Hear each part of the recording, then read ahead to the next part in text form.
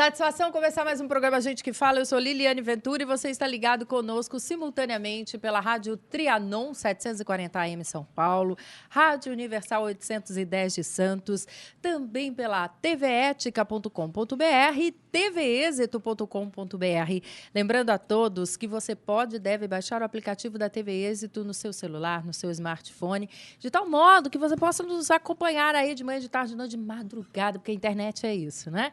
Também por telefone você participa conosco. É o 11 50 81 3782, o telefone do ouvinte, 11 50 81 3782. E olha, entre os assuntos que iremos tratar, vou dar destaque para esses aqui, ó.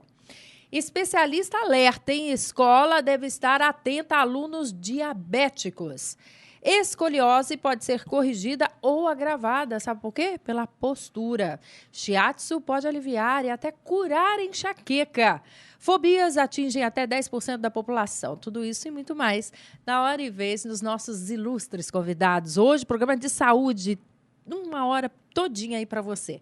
A começar pela endocrinologista Regina Célia Santiago Moisés, ela que é membro da Sociedade Brasileira de Endocrinologia e Metabologia do Estado de São Paulo. Seja bem-vinda, doutora. Tudo bem? Tudo bem, muito obrigada. Satisfação em tê-la aqui. Satisfação é minha. Prazer. Também conosco o fisioterapeuta e acupunturista Wilson Neto. Como vai, Wilson? Boa tarde, obrigado pelo convite. Também conosco o especialista em shiatsu, César Imada. Como vai, César? Boa tarde, tudo bem? Muito obrigado pelo espaço. Também conosco o neurocirurgião Alexandre Elias, chefe do setor de cirurgia da coluna vertebral no Departamento de Neurocirurgia da Unifesp. Tudo bem, doutor? Tudo bem. Boa tarde pelo convite e obrigado por ter vindo. Aqui, ó. Já vamos dar dica pro povo em casa? Ele falou, antes mesmo de começar o programa, ele falou, deixa eu olhar a sua postura aí. Aí viu que eu tô ereta. Pode abrir a câmera aí, ô Fernando? Viu que eu tô ereta assim, né? Porque eu sento na pontinha, não sou boba nem nada. Não ficar parecendo assim feia, curvada, enfim. Porque eu também cuido da coluna.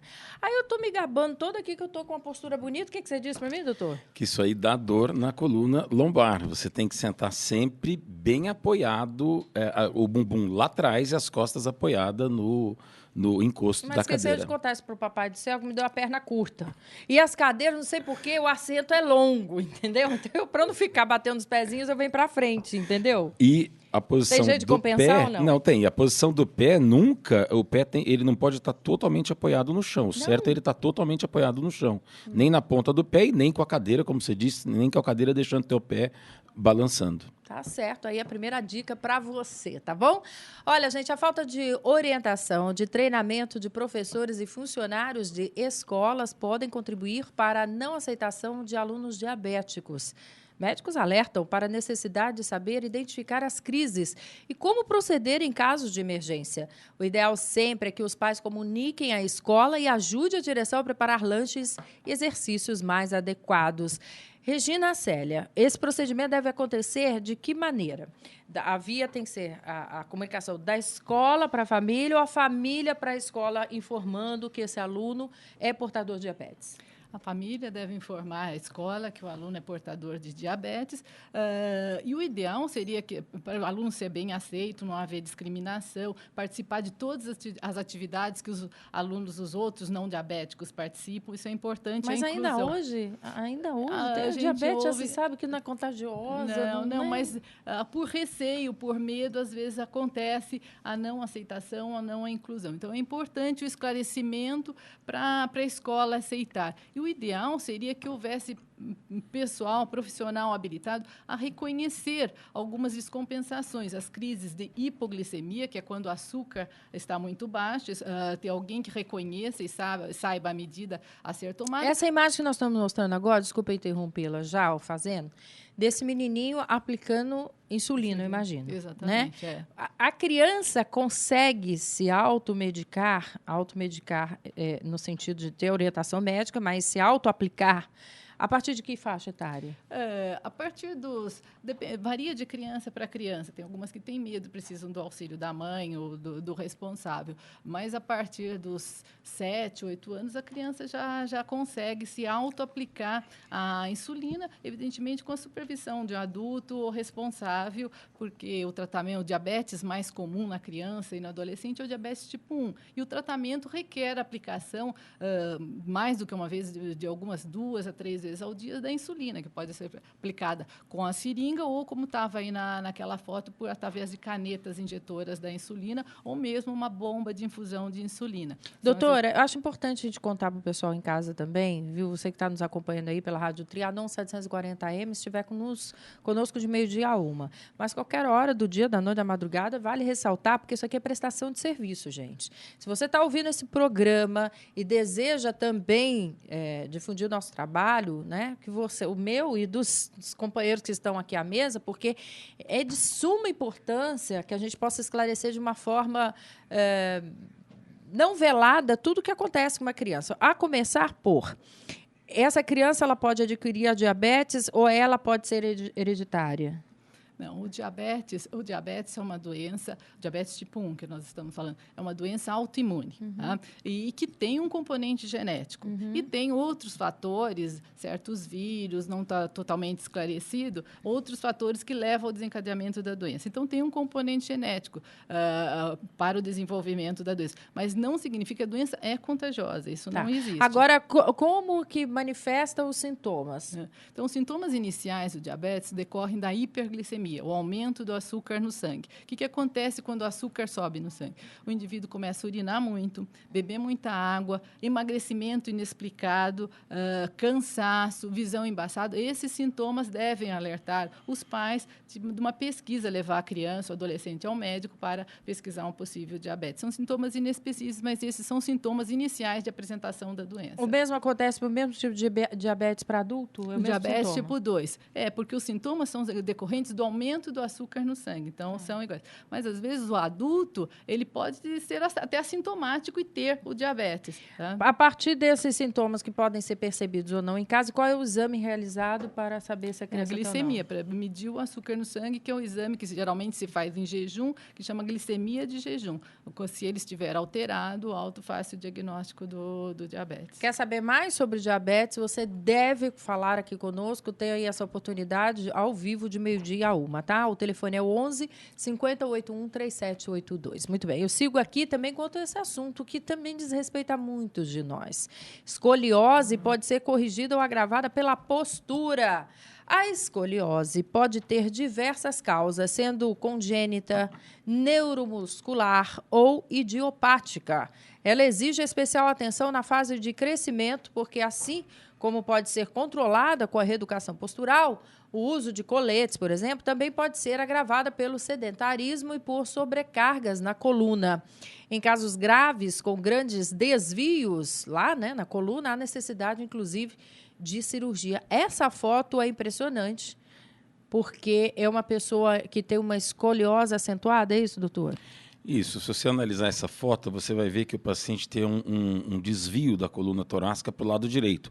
Esse é o lado clássico, é o caso mais comum, é um indivíduo com escoliose a princípio idiopática, que não tem uma causa específica, que tem esse desvio para o lado direito.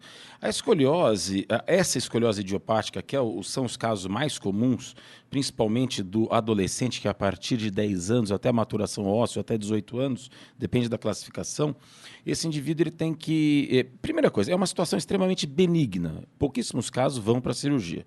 Mas esse indivíduo tem que ser muito bem monitorado durante o seu estirão do crescimento, porque aí a curva pode piorar bastante. E pacientes com uma piora importante da curva no momento, nesse período de crescimento, uma piora importante da curva, em pouco tempo, você tem que ficar atento, porque ele já deve estar em uso de colete. Se o colete não resolver, aí sim, se for um alto grau de escoliose, ou seja, uma curva grande, ele teria indicação de cirurgia. É verdade que uma coluna desalinhada desestrutura todo o corpo? Não, sim. Qualquer tipo de deformidade na coluna que vai tirar a capacidade de você manter a cabeça em cima da pelve, porque o que é uma coluna alinhada? A cabeça fica em cima da pelve sem que você tenha que contrair exageradamente nenhum músculo para se manter assim. Ou seja, isso não vai te dar dor, você vai ficar bem. Se eu tenho que ficar contraindo o músculo da coluna lombar para me manter ereto, eu vou começar a ter bastante dor lombar e assim por diante. Então, uma coluna desalinhada acaba desalinhando o corpo e você requer dá à musculatura um grande consumo de energia, porque ela está contraída o tempo todo. E isso dá bastante dor. E a escoliose é um tipo de deformidade que pode acontecer isso. Apesar que, na adolescência, essa escoliose idiopática da adolescência, normalmente o quadro de dor é muito leve, porque o indivíduo ainda tem uma coluna razoavelmente móvel. Maleável. Os casos de dor relacionada à escoliose são do adulto, que são esses casos que não necessitam de cirurgia, mas à medida que você vai envelhecendo, vão aparecendo alterações degenerativas que causam dor, ou a escoliose degenerativa do idoso, que isso sim dá bastante dor. E Muito bem. frequente causa de cirurgia. Mas todos têm tratamentos. Todos têm tratamento. A extrema maioria dos casos de problema de coluna hoje em dia não são de tratamento cirúrgico. Isso é fundamental a gente Porque deixar no passado claro. era, né, doutor? Veja bem, no passado se entendia muito pouco da coluna. Hoje, a coluna, ela, nos últimos 10, 20 anos, mudou praticamente tudo. Isso de interpretar corretamente a cabeça em cima do quadril, que chama-se balanço sagital, isso é um conhecimento relativamente recente e que ainda está sendo introduzido no próprio meio. Então, a cirurgia ela melhorou muito. E o que você consegue fazer hoje, nos casos que você precisa fazer uma cirurgia, olhando essa capacidade da cabeça ficar em cima do quadril, você consegue operar as pessoas e muitas vezes deixar com uma dor pós-operatória muito menor. Porque a dor pós-operatória, uma das grandes causas é esse desbalanço. Então, eu opero o indivíduo, mas ele continua contraindo a musculatura. E isso dá muita dor. E quando a causa é essa, esse desbalanço, é muito difícil você tratar isso com outras técnicas que não a cirurgia. Obviamente, não um desbalanço leve, um desbalanço um pouco mais intenso. Quer saber um pouquinho mais sobre também a sua coluna aí, os problemas que afligem a coluna? Pode participar conosco, tá? Agora eu vou entrar no outro assunto também que não é raro acontecer, que são as fobias. E quero te informar que elas atingem 10% da população. A fobia, gente, é um medo persistente e irracional de um determinado objeto, animal, atividade ou situação que represente pouco ou nenhum perigo. Fobias específicas são um tipo de transtorno em que a exposição aos estímulos temidos pode provocar ansiedade extrema ou ataques de pânico. Elas estão entre os distúrbios psicológicos mais comuns, afetando até 10% da população. Wilson, ela chega e se instala ou ela chega de mansinho, devagarinho, sem que a gente perceba? Ela vem devagar, ela vem insidiosa. Significa o seguinte, que dentro da visão da medicina tradicional chinesa, a gente já consegue identificar que o elemento água e o elemento fogo, né, eles são os provedores das fobias. E o que isso significa? Uma pessoa com fobia, como ela se comporta? Primeiro que a fobia, são pessoas que julgam através de análises subjetivas e pessoas que julgam através de análises racionais. Por que nós estamos mostrando essa foto aí, por exemplo? Então, essa foto aqui, ela é uma fobia caracterizada específica, ou seja, então tem pessoas que têm medo de ambiente fechado.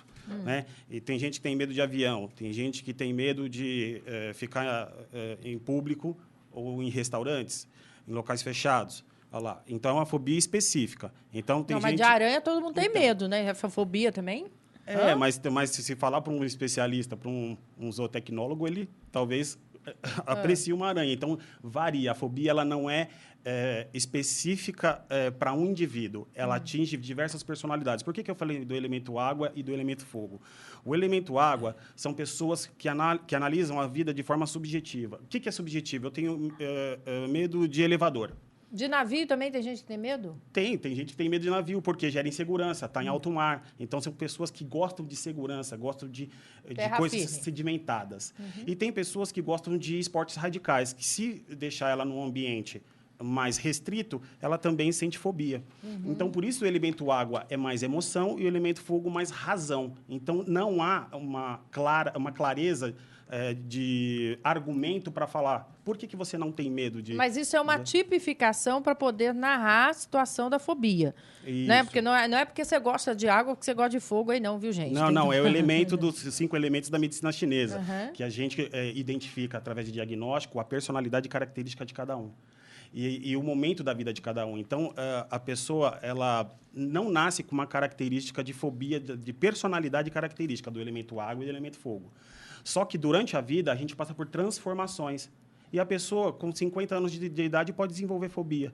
Só que... Não, por que você acha 50 velho? Não. O senhor cuidado... Olha, hoje em dia, a gente tem que tomar um cuidado com esses parâmetros que a gente coloca na conversa, porque o senhor deve ter, no máximo, 30 anos de idade, tá achando que 50 vai demorar. Não, entendeu? eu estou dizendo porque é uma fase de maturidade. Brincadeirinha, Não, brincadeirinha, com certeza, claro. mas é uma fase de maturidade. Então, por isso que não há uma razão lógica para a fobia. Então, a fobia, ela pode atingir qualquer pessoa. Até criança. Até criança. Principalmente desencadeado pelos pais. Por quê? Porque os pais influenciam na educação da criança e a criança, ela observa o pai como um exemplo.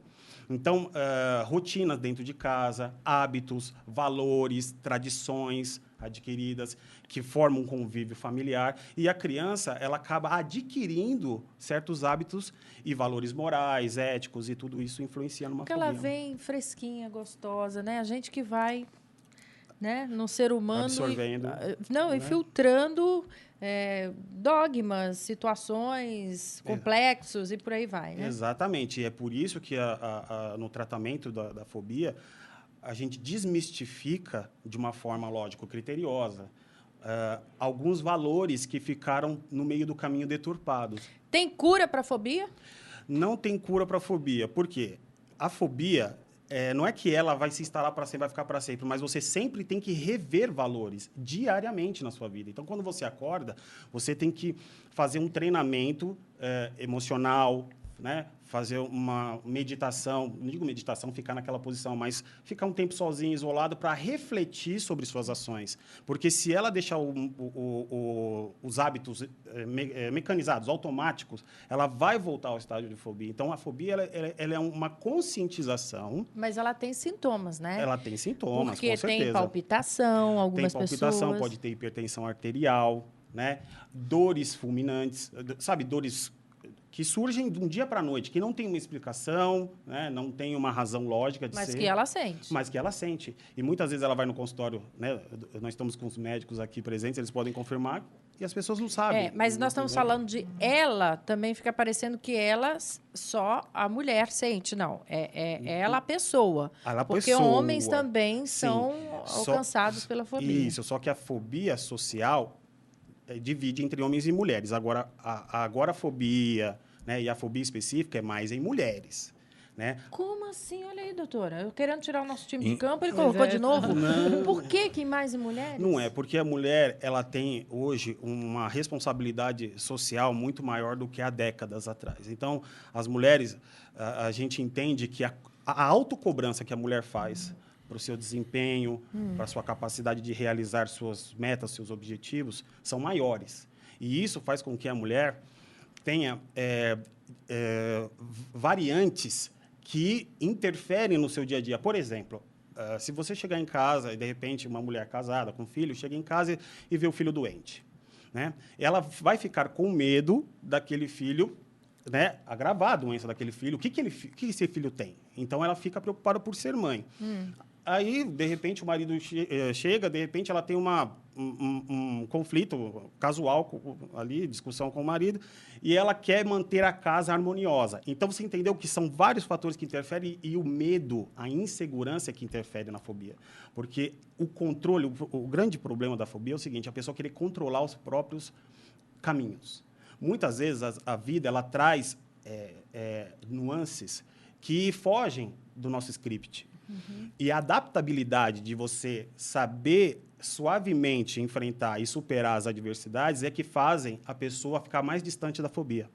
Então, a inflexibilidade é a maior causa da fobia. Então, a pessoa ela estipula uma meta e aquilo tem que ser cumprido à risca. Uma coisa que fugiu, ela já desiste, ou ela já não termina algo, ou não dá duração para aquilo que ela começa. Então, a fobia ela acaba desencadeando vários fatores, que, inclusive, da pessoa desistir de um planejamento que ela tinha feito há um ano. Você acha que tem mais fobia hoje do que no passado? Não. Eu ouço mais hoje. Sabe por quê? Também não estou tão passado então, assim. Mas eu ouço mais. Sabe por quê? A fobia é uma condição humana. Toda vez que você quer controlar algo, isso é da condição humana. é uma predisposição à fobia. Não estou falando que vai dar, Sim, da mas fobia, pode mas estar pode na linha de predispor a uma risco. fobia. Então, é uma condição humana, desde que o ser humano existe. Então, é que o nome hoje, fobia, está muito mais difundido por causa da quantidade de pessoas hoje envolvidas nessa síndrome. E que tem tratamento e orientação no sentido dela se conscientizar dos próprios, do próprio comportamento, né? E, no caso, a mulher dentro e fora de casa, no trabalho. Então, ela é chefe, mas em casa ela é esposa. Né? A gente falou da incidência maior em mulheres, mas os homens também. Os homens, dentro de casa, ele tem um papel do marido, né? Que ele não pode, de repente, entrar no campo da mulher. Cada um tem seu espaço dividido. Isso evita você entrar no caminho da fobia, porque você tem insegurança daquilo que o companheiro vai achar de você. Fala assim, se eu, por exemplo, dar uma opinião, mas que não vai ser bem aceita, então eu não falo. Isso é uma conscientização. Então, você faz uma leitura ao seu redor, saber a hora de falar, saber a hora de calar, saber a hora de agir, saber a hora de não agir. Então, isso tudo está envolvido na fobia. Muito bem. Quer saber mais sobre fobia também? Mande a sua pergunta. Você que está nos acompanhando aí, ao vivo, de meio-dia a 1. Gente, esse programa aqui, reprise às 6 da tarde, viu? Você pode ir lá assistir também, fazer um convite aí através do Face, Adoro, WhatsApp, essas redes todas aí, essa forma de comunicação que a gente tem à disposição, né? Twitter. O que mais que tem? Twitter, Face... LinkedIn. Só eu tô, né? sei lá. LinkedIn, vamos lá. Olha aí, gente, shiatsu pode aliviar e até a curar enxaqueca. A enxaqueca é uma das doenças crônicas mais incapacitantes no mundo. A boa notícia é que o shiatsu pode amenizar e até acabar com as crises sem utilizar nenhum tipo de medicamento. A técnica se baseia em localizar e soltar pontos específicos na região cervical, escapulário e crânio cervical, aliviando a tensão e melhorando o fluxo de sangue. César Imada, quer dizer que tudo começa por ali? Porque se é ali que acaba? Exato. O que acontece? Na nossa concepção oriental, as dores de cabeça, elas são divididas em vários ciclos, né? E o principal são hoje, no mundo moderno, são as cobranças, são todas essas preocupações que as pessoas têm no dia a dia. A gente acaba criando muitas ondulações. Por isso, hoje a gente vê, caminhando na rua mesmo, várias pessoas torcendo o pescoço de um lado para o outro, colocando a mão no pescoço, na área, né, dessa área escapular, tudo, porque existe uma tensão, ela forma uma tensão e forma as ondulações. E nessa região, formando as ondulações, elas começam a enrijecer e começam a fechar o fluxo de sangue. E assim ela faz com que o fluxo de sangue diminua para o cérebro. E esses são um dos grandes fatores para nós que isso provoca a enxaqueca. E lógico que a enxaqueca tem com problemas de órgãos também, né? Que a gente tem um problema com muita gordura no fígado, também a pessoa vem a ter as dores de cabeça, enxaqueca, quer dizer, são várias causas crônicas. A gente tem que saber de onde vem essa dor de cabeça primeiro do paciente. Mas essa do fígado, por exemplo, não é curada dessa forma. Não, né? Não, já é... Você está fazendo um alerta aí para as pessoas entenderem que, claro, a dor de cabeça é causada por multifatores. Exatamente. E um deles é a compressão na coluna. E esse é o mais comum. Na nossa visão, esse é o mais comum. São as tensões, as cobranças, né? As preocupações que a gente tem no dia a dia, acaba se tornando tão grave que começa realmente a enrijecer. Eu tive um problema muito grande com isso há 4 anos atrás, mas a dor de cabeça eu conseguia autocurar. Por ser, né, regiões da crânio, tudo, e eu conseguia fazer o shiatsu, o auto-shiatsu, eu conseguia realmente amenizar as dores. Isso aqui eu acabei tendo, paralelamente, um problema de hérnia cervical. Ah, meu pai. Aí, 3 hérnias cervicais. Isso aí é interessante porque tem um detalhe que você jamais deve esquecer, né?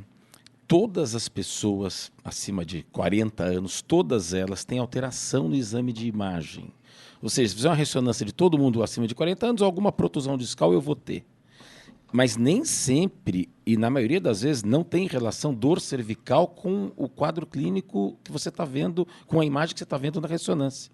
Isso é fundamental porque tem muita gente que fala assim, a cirurgia de coluna não funciona. Não, não é isso. Se eu operar uma hérnia que não está dando sintoma, o sintoma não vai melhorar. Então, essa parte, por exemplo, de dor cervical tem muita relação com espasmo muscular relacionado à tensão. Mas é muito comum, não é incomum.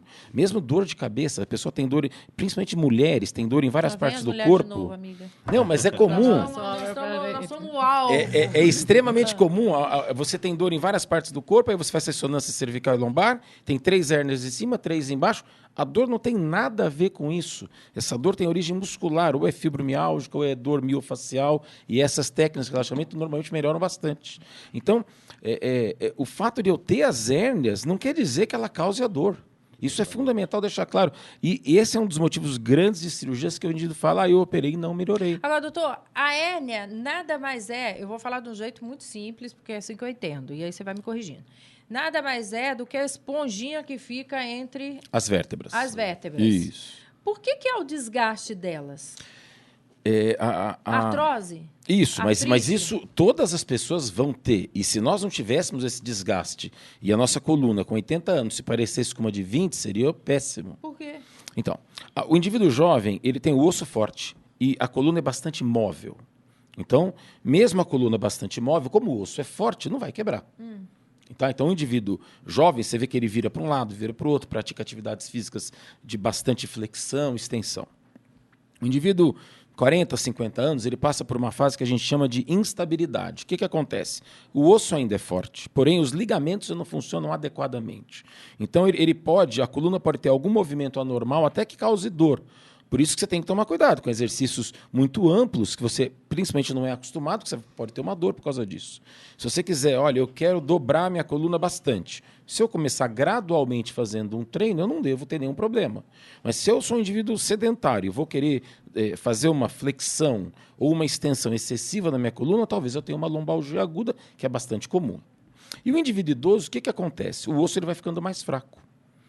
Você tem osteopenia e osteoporose.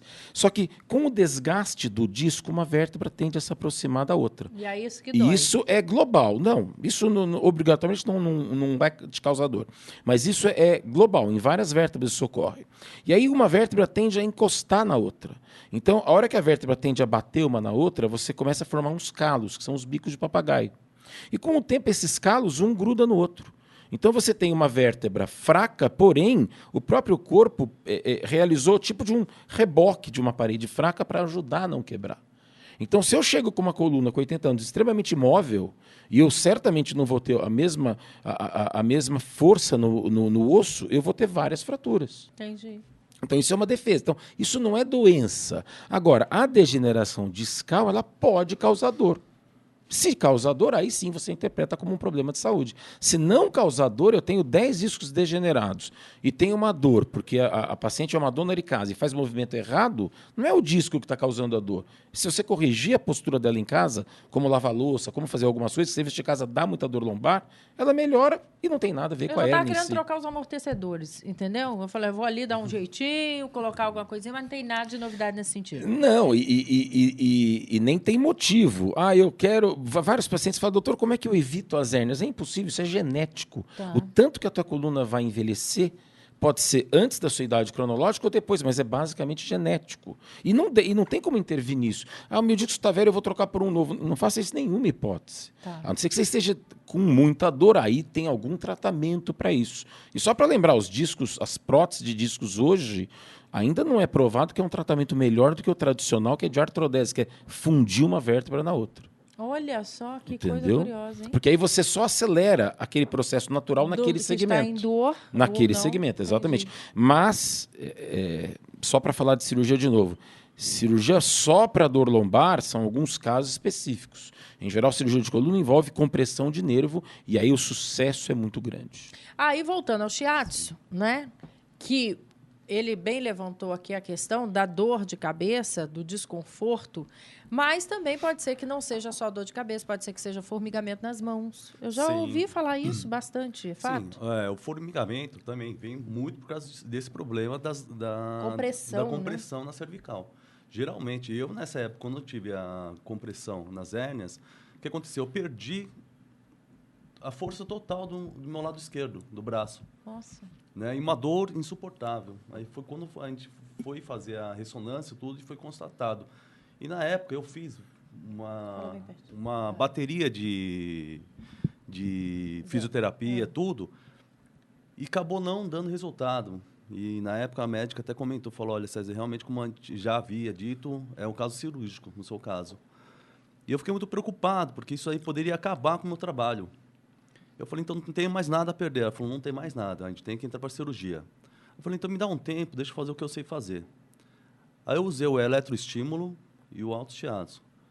E não sei se é razão, né, direta ou indireta, mas em 16 dias eu fiquei bom. Retornei à clínica, falei para a doutora, falei, olha, doutora, graças a Deus, ó, peguei um dumbbell de 15 quilos e levantei com a mão esquerda, fazia todo o trabalho. Ela falou, nossa, César, como é que você fez? Eu falei, então, eu fiz o que eu sei fazer, que é o autoshiatsu e a eletroestímulo. Para o pessoal entender em casa, o autoshiatsu é você fazer O shiatsu, né? em si em próprio. si próprio, mas o que significa isso? É compressão? Isso. É alongamento? O que é? A tradução do shiatsu, o shi seriam os dedos e o atsu é a pressão. Pois é a pressão com os dedos, né?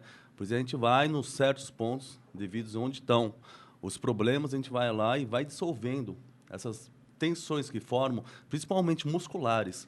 A gente vai soltando, soltando, soltando, até que existe um alívio na compressão das regiões, né? No meu caso foi na cervical, mas é muito comum de ter nas áreas escapulares, né? Escapulares, mostra para o povo aqui. Isso, Mostra escapular é essa região, Dói, onde tem a hein? escápula aqui. Dói. E principalmente nessa parte superior, todos, né, que tem o problema, dor de cabeça, enxaqueca, geralmente, todos também não vou dizer, mas 90% existe essa dor nessa região, né? E depois ela começa, quando se entra na região fazer do... massagem aí, né? quando entra Vai lá. já numa enxaqueca, nessa região da cervical, ela começa a tensionar mais. Por quê? Porque isso aqui é um conjunto, né? E a gente vai soltando essa musculatura, toda nessa região aqui, ó, ela vai soltando, e aí o fluxo de sangue começa a melhorar, porque aqui a gente tem uma artéria muito grande aqui, né, de irrigação, e aqui isso aqui ele acaba dando essa pressão e a gente sente, ó, aqui. No seu caso também, Lilia, você tem uma compressão aqui. Não era para contar, né? Era só para fazer a massagem, entendeu? Né? Mas existe isso daqui. Claro que ele não vai. tenha, né? E aí, vai. se você tem essa possibilidade de fazer esse tratamento, que faça para, inclusive, né, atenuar dores maiores que surgem. Sim, Exatamente. e esse quadro que ele disse, que ele referiu, isso sim é um quadro de hérnia de disco, né? Eu tenho uma dor brutal que vai para um braço, associada a formigamento ou até fraqueza desse braço. Mas é como ele falou, mesmo antigamente esses casos de fraqueza, olha, tem que operar correndo. Hoje não. Toma um remédio, toma alguns anti-inflamatórios. A gente usa bastante anti-inflamatório hormonal, que é cortisona, e isso normalmente alivia muito. E o indivíduo fala, olha, eu estou melhorando cada vez mais, associando essas técnicas, acho que só tem a ganhar, e você não necessita de tratamento cirúrgico. Quem não melhora com nada, aí para o indivíduo você não vai deixar o indivíduo com aquela dor, nem ele quer ficar. E aí você opera e normalmente o resultado é bom, mas a minoria vai para a cirurgia. Normalmente a medicação, a fisioterapia ou qualquer outra técnica, tipo de shiatsu, acaba ajudando o indivíduo, com o tempo ele vai melhorando. Por isso que uma coisa muito interessante é você, se não for nenhuma urgência, e normalmente não só é mais urgente quando é compressão de medula, você espera um pouco, porque o próprio tempo também ajuda. Então é pouco provável que depois de 2, 3 meses o indivíduo não esteja bem. Obviamente você não vai deixar alguém gritando 3 meses de dor. Por quê? Agora vou usar você de modelo. Sim. Por que aqui, em algumas pessoas, vai criando eu vou falar, como é que é o cupim, né? Sim. Entendeu, gente? Vai criando o cupim aqui. Pela postura errada, é um acúmulo de gordura natural, é o enrijecimento já dessa região que já deixa uma postura errada. O que é isso? Também. Para nós tem essa região, né? Também tem a parte genética, né? Tem genética também que faz acontecer isso naturalmente e geralmente realmente é esse excesso de tensão. Postural também conta muito. As pessoas que ficam, por isso no Japão a gente vê muito, apesar do Japão ser um país muito tradicional em vários tipos de técnicas, mas a gente vê quando a gente vai para o interior, né, nas regiões onde existe muita plantação de arroz, por exemplo, a gente vê senhoras de idade, elas totalmente curvadas. Né, pela postura. Elas ficam ali o dia inteiro trabalhadas curvadas, né, fazendo o trabalho braçal ali e acaba se tendo uma deficiência da nossa coluna e acaba tendo isso. E nessa região também, creio que nessa parte do cupim que a gente fala, seria isso também, muito relacionado da parte postural e do estresse, né, da preocupação, todo esse processo que a gente tem no dia a dia. Ó, gente, já eu vou conversar com o cirurgião plástico, que vai estar comigo por telefone. Nós vamos falar da importância, inclusive, de redução da mama no que diz respeito à coluna vertebral. A gente volta já. Todas as semanas, as estreias de cinema, curiosidades dos bastidores e os lançamentos em Blu-ray e DVD são comentados aqui na TV Êxito.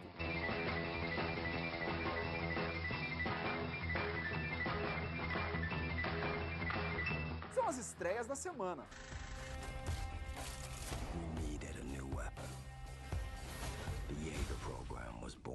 Nesse Bling Ring, a gangue de Hollywood, a viagem espacial mais impactante que qualquer astronauta jamais sonharia. Não percam, é um mundo do cinema exclusivo para você.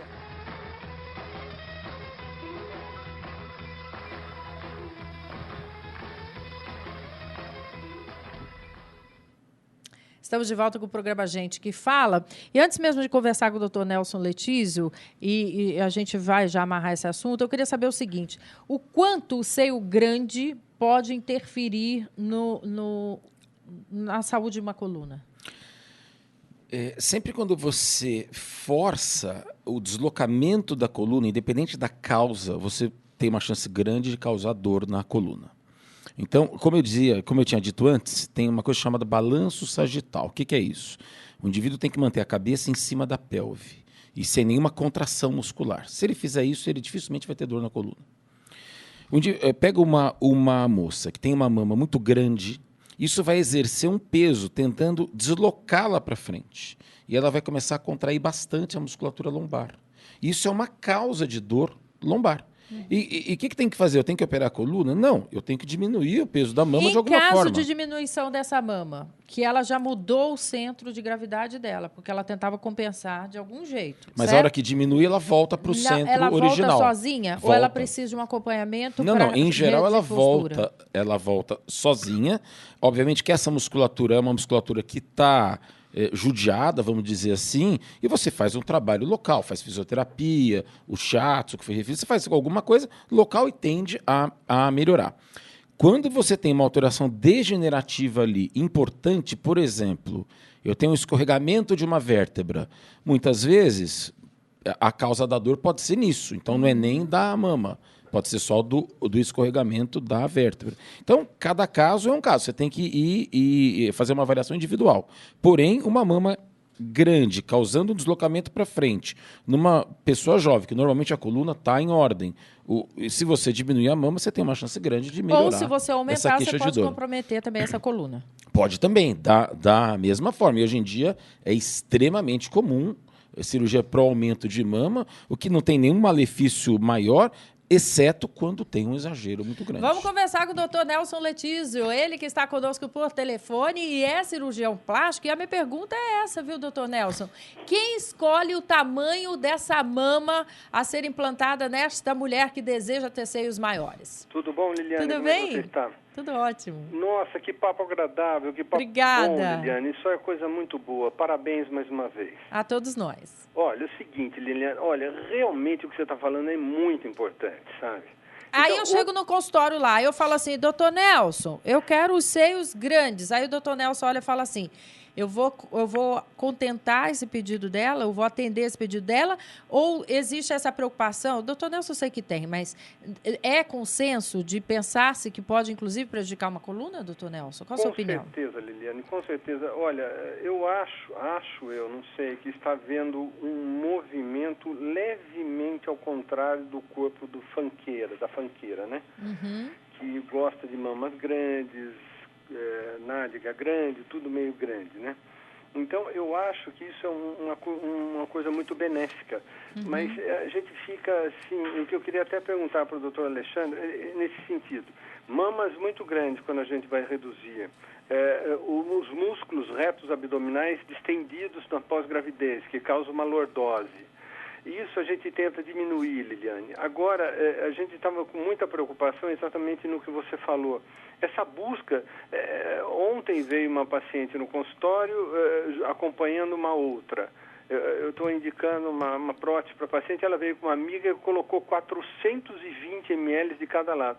Quer dizer, eu queria saber do doutor Alexandre, por exemplo, são 840 gramas da noite para o dia no tórax da paciente. Tá ferrada, já explicou até. Como é que vai? Vai para frente, vai ficar equilibrando até um peso atrás. É fácil de você ver qual que é o problema que isso causa. Pegue 1 quilo, pendure 1 quilo aqui no corpo, põe um pouquinho para frente, porque a mama é um pouco para frente, e fica andando alguns dias com isso. Você vai ver que isso traz um incômodo grande, não tem a mínima dúvida. E eu acho que isso aí é o exagero, a falta de bom senso. Então, tem algum problema você fazer uma prótese de mama? Nenhum. Você tem que procurar aquilo que você fique melhor. Porém, tem que ter um bom senso para tudo. E aí, doutor Nelson? Então, é o cirurgião, né, que determina, então. Não, a gente tenta, Liliane, a gente tenta fazer isso, mas às vezes a gente sente que a gente está nadando contra uma maré maior. Continue, viu, sabe? doutor Nelson? Eu não sei, eu não sou melhor nem pior que outros, mas pelo menos a gente tem muita ética e muita honestidade na hora de indicar uma cirurgia para um paciente. E é gozado, às vezes a paciente, você vê que algumas pacientes torcem o nariz. Agora, se a paciente insiste, eu não faço. Porque eu falei com um representante de próteses, vamos dizer, há 5 anos atrás, uma prótese de 500 ml, você precisaria encomendar antes. Hoje em dia ela está de linha. Quer dizer, o que a gente vai fazer com isso, Liliane? Vai ter um problema sério de coluna, mas paciente aqui pro seu colega, também médico. Mas, enfim, o alerta fica dado. Exato, E a gente sabe que o doutor alerta. Nelson Letísio é sério e a gente fica muito feliz com a sua contribuição mais uma vez, viu, doutor Nelson? Eu que agradeço, Liliane, e continue com esse trabalho aí de alerta à população, sabe, Liliane, que a busca da beleza tem um preço, sabe? E o excesso é feio, né, doutor Nelson? Hã? O excesso também é feio. Então, tá vendo? Uma mama grande demais, até para dormir, gente. Aquele airbag o tempo todo, pensa, entendeu? Eu gosto muito do popular, que aí o povo, né, acho que pega 2 bolas, enfia na roupa, vai lá e vê como é que fica. Bola de futebol mesmo, porque não é, doutor Nelson? É por aí, né, Liliane? Mas aí que tá, às vezes no afã de querer ter aquela mama durinha, firminha, não vai ficar, né, Liliane? Porque... imagina a pele aguentar 500 gramas de cada lado, é 1 quilo da noite para o dia em cima das mamas, ou dentro da mama, puxando para baixo. O negócio é pegar um sutiã grandão e botar 2 cocos dentro, que aí fica durinho mesmo e o negócio pesadinho. Um beijo, doutor Nelson. Um beijo, saúde e paz para todos aí, Liliane. Doutor Nelson Letísio é um querido que participa sempre conosco, nos ajuda aqui com esclarecimentos na área de cirurgia plástica. Muito bem, gente, olha, uma pesquisa recente informa que o ato de não tomar café pela manhã eleva em até 21% o risco de diabetes. Isso porque, além de fornecer a energia necessária para o dia, o consumo de algumas frutas, como uva, maçã, banana e pera, ajuda no combate à doença. Há, porém, um alerta. As frutas devem ser comidas, pois o suco age de modo contrário, elevando os riscos de diabetes. É mesmo? Então, isso agora nós estamos falando de diabetes tipo 2, que é importante diferenciar do tipo 1, que nós falamos anteriormente, que acomete mais criança e adolescente, é uma doença autoimune. Essa doença, a forma mais comum do diabetes é o diabetes tipo 2, que está associado com maus hábitos de vida. E a omissão de refeição é um mau hábito. Tá? A obesidade gera obesidade e indivíduos que têm uma predisposição genética também para o desenvolvimento do diabetes, mau estilo de vida, sedentarismo, elevam o risco de ter a doença. Então, é o diabetes do tipo 2, não o diabetes do tipo 1. Agora, eu, como recebi também aqui, fico muito feliz porque eu aprendo bastante, a questão do suco para a fruta consumida e mastigada, qual é a diferença? Não, que nos sucos industrializados, tem açúcar que é adicionado, outras coisas. Na fruta natural, é o açúcar natural e tem as fibras que não contém no suco. Então, o ideal sempre é consumir as frutas in natura. Agora, quer outra novidade, gente? Olha que lindo lá, comendo melancia, né? A gente está mostrando pela internet, aí, pela TV Êxito e tvetica.com.br. Só para dizer o seguinte, que eu aprendi aqui com o nutricionista, que mais vale você mastigar do que você triturar qualquer tipo de fruta, que aí, quando você está nesse processo de triturá-las, você perde também as propriedades da fruta. Olha que coisa curiosa, né? Então, mesmo o suquinho de maçã, com aqueles produtos, com aqueles eletrodomésticos que a gente tem poderosos, também não é muito legal fazer uso constante, né?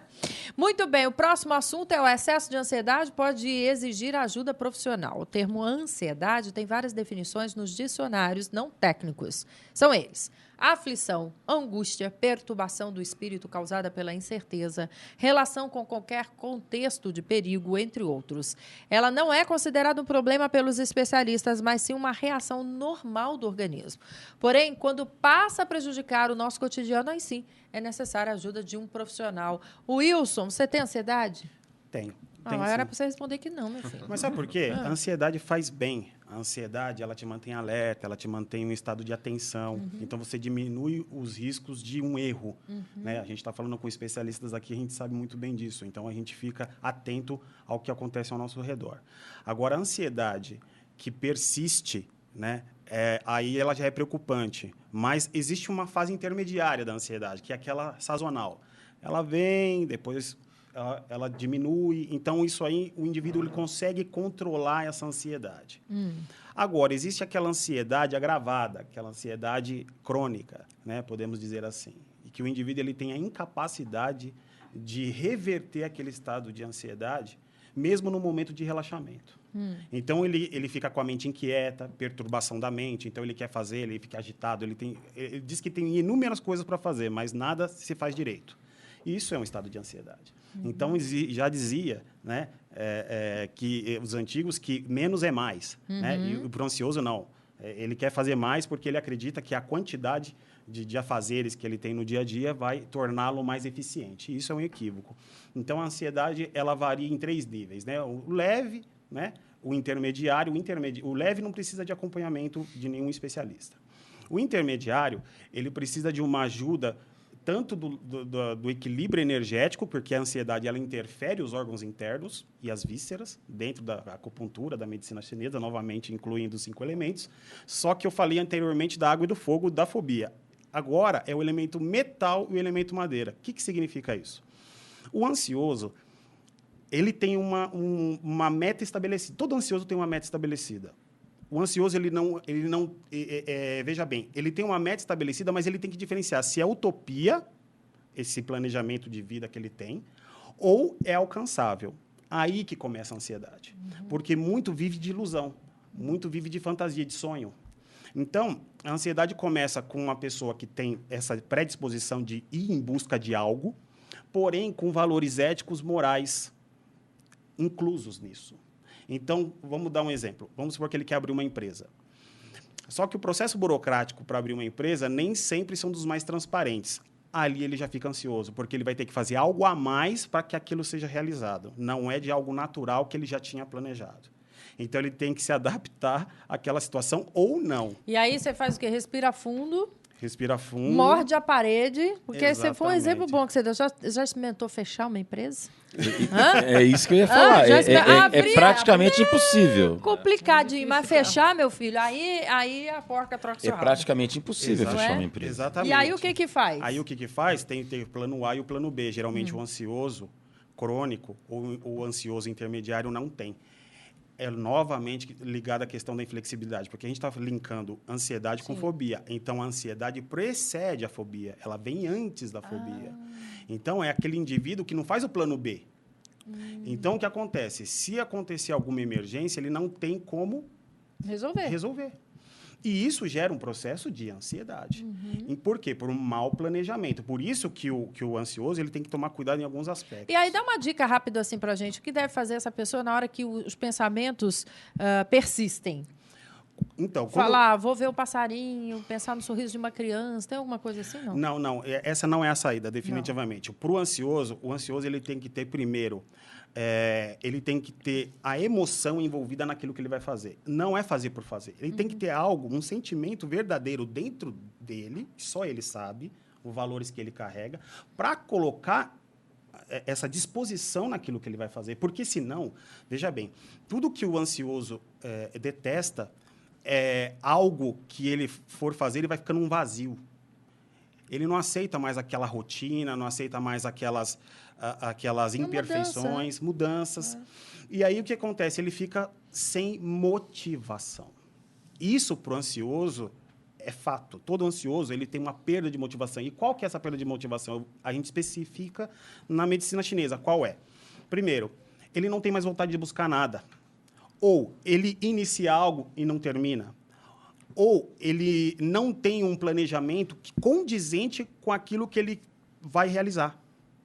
Entendeu? Não está coincidindo a estratégia com a realização. Então, ele perde a oportunidade. Então, o ansioso, ele pode reparar, ele já perdeu várias oportunidades na vida por uma má observação daquilo que estava acontecendo. Ele não se preparou de forma adequada para aquilo que estava ocorrendo, ou ele não falou, não, parei, aqui eu não vou entrar porque aqui eu não vou conseguir desenvolver. Então, ele não faz essa peneira, né, essa seleção de pensamentos. E aí materializa. E quando materializa, o ansioso ele precisa de ajuda. E uma coisa muito comum em quadros de ansiedade ou qualquer quadro de problema emocional é um certo tabu para procurar ajuda, né?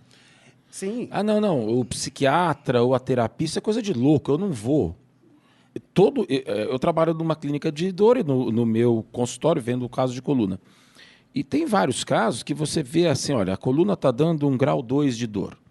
A depressão, a ansiedade me dá mais 8. Então, por isso que ele tem dor grau 10. Então, não adianta eu operar, que eu só vou melhorar 2.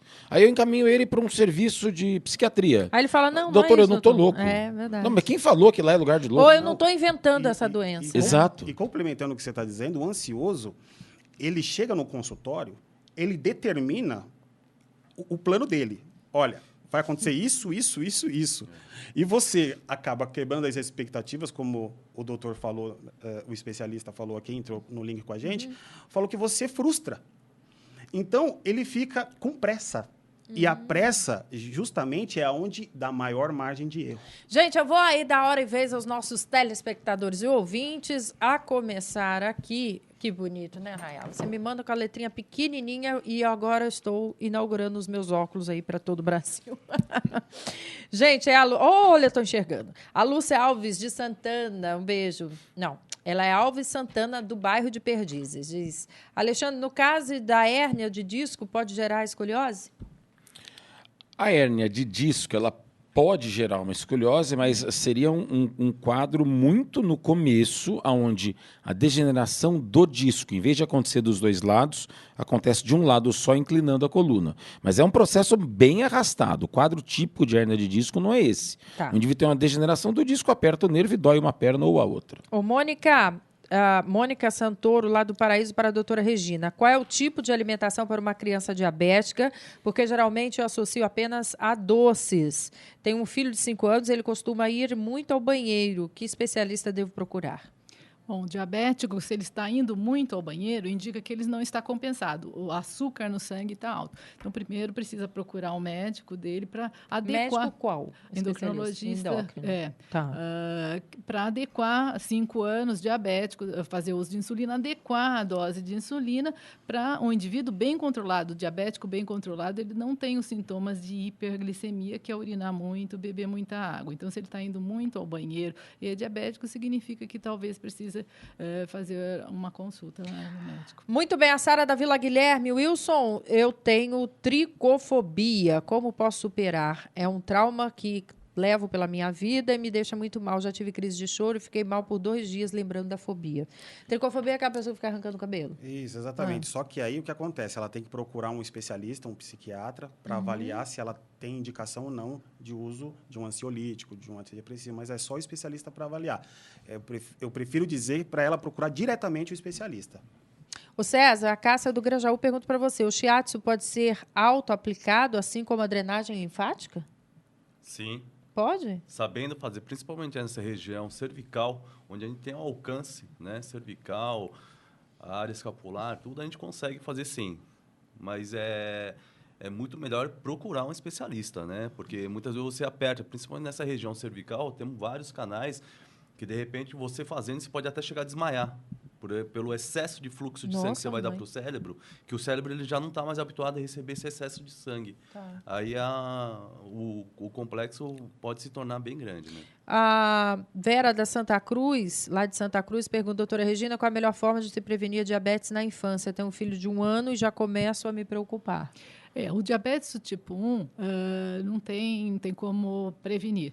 O importante é fazer o diagnóstico precoce, tá? Porque tem um componente genético e vírus envolvidos, então não tem como prevenir o diabetes do tipo 1, diferentemente do diabetes do tipo 2. Como eu falei, mudança de estilo de vida, combater a obesidade, combater o sedentarismo. Para o tipo 1, não tem, porque tem uma predisposição genética, você tem, se haver a suspeita com os sintomas, tentar fazer o diagnóstico precoce, iniciar o tratamento. Muito bem, aqui conosco a Maria do Socorro, de Cachoeirinha. Ela pergunta para você, Wilson, rapidamente, qual a diferença entre fobia, medo e pânico?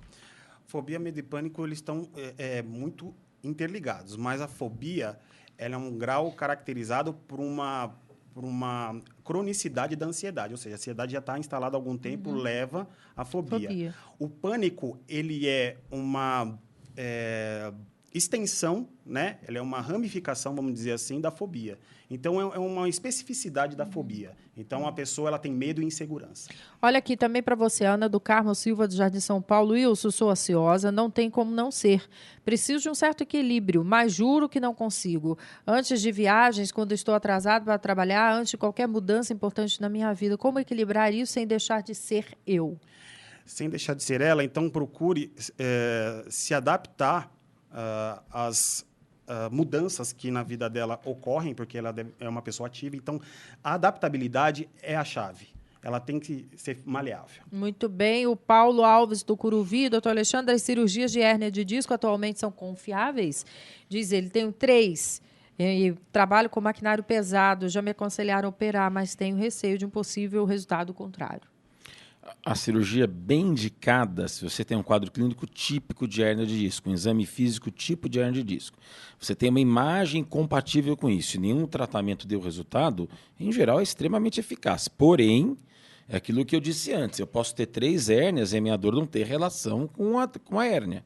E se você trabalha com maquinário pesado, você tem que trabalhar de uma forma ergonômica. Se você trabalhar de uma posição errada, você vai ter dor, operando ou não. Então, tem que saber separar essas coisas todas. Mas, normalmente, o resultado é muito bom em casos bem indicados. E dá para fazer por técnica minimamente invasiva. Muito bem. Qual é o diabetes? Em que faixa etária ele se manifesta mais perigoso? Ele se torna mais perigoso? Na infância, na fase adulta ou na melhor idade? Não, eu não diria mais perigoso. São doenças diferentes. Apesar de ter o mesmo nome, diabetes, são doenças com causas diferentes. O diabetes do tipo 1 manifesta-se predominantemente nas crianças, adolescentes, mas pode ocorrer em qualquer idade. Até indivíduo com 80 anos pode ter o diabetes do tipo 1, que é o diabetes em que há uma destruição autoimune das células beta, que são as células produtoras de insulina. Então, o indivíduo deixa de produzir quantidades suficientes de insulina. Esse é o diabetes do tipo 1. Tá? O diabetes do tipo 1, que é a forma mais comum do diabetes, tem diabetes, 90% dos indivíduos têm diabetes do tipo 2. Tá? Que é a forma mais comum, associado com a predisposição genética, não é a falta de insulina o defeito principal. Existe a insulina, só que essa insulina não age adequadamente. Chama resistência à ação da insulina, resistência à insulina. Tá? Então, são as 2 formas mais comuns de diabetes. Eu não diria mais grave, mais perigoso, são doenças diferentes. Shiatsu pode ser praticado em qualquer idade? Ainda que eu não tenha feito nada e comece amanhã, posso escolher o shiatsu? Sim, menos crianças, né? As crianças, a gente tem a técnica de Shonin-shin, que é a acupuntura japonesa não invasiva, e a partir dos 6, 7 anos já podemos, sim, fazer o shiatsu para qualquer pessoa, vamos dizer, dos 7 anos para frente, né? Até o mais idoso. Já tive clientes com 90 anos que fez shiatsu comigo. E mesmo a manipulação nele não tem problema nenhum, aos 90 anos? Não tem. Contanto que não tenha problemas com ossos, né? A gente não tem problema nenhum. Tá certo. E aí todo cuidado é pouco com a ansiedade para que ele não se torne aí uma fobia, não é isso? Use a ansiedade a seu favor, né? Não deixe ela tomar conta de você. Né? Então, o recado é esse. A ansiedade ela é boa, mas ela não pode se tornar maléfica, ou seja, não deixa exacerbar a ansiedade, porque, na verdade, você vai acabar fazendo muito de tudo e pouco de nada. Então, Muito bom, fechamos com chave de ouro, agradecendo a participação de cada um de vocês. Muito obrigada pelo carinho, pela atenção. A você também que esteve conosco aí durante 1 hora no programa Gente que Fala, que tem a direção geral do jornalista Fausto Camunha, diretor de produção Zenilda Salvato, Rayala Brandão e Pedro Schiavon na redação, pauta de José Carlos Sicarelli, som Cléo Rodrigues, na técnica Fernanda Cataldo, Felipe Duarte, Felipe Batista, Renato Borges, Douglas Danta e Benê. Beijo, tchau.